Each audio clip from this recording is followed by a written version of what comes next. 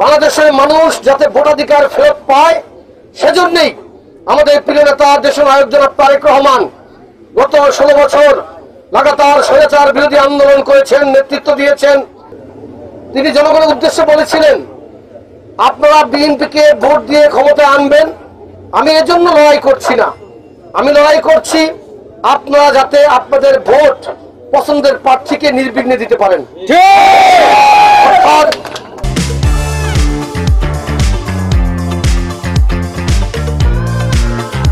বাংলাদেশের মানুষ যাতে ভোটাধিকার ফেরত পায় সেজন্যই আমাদের প্রিয় নেতা দেশনায়ক জনাব তারেক রহমান গত 16 বছর লাগাতার স্বৈরাচার বিরোধী আন্দোলন করেছেন, নেতৃত্ব দিয়েছেন, আমাদেরকে নির্দেশনা দিয়েছেন।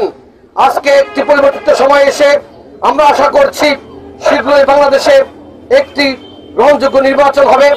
সেই নির্বাচনে এদেশের মানুষকে শুধু আমরা এতটুকু বলবো, তারা ভোটাধিকার প্রয়োগ করবে, এমন মানুষকে ভোট দিবে যে মানুষকে ভোট দেওয়ার কারণে বাংলাদেশে গণতন্ত্র পুনঃপ্রতিষ্ঠিত হবে।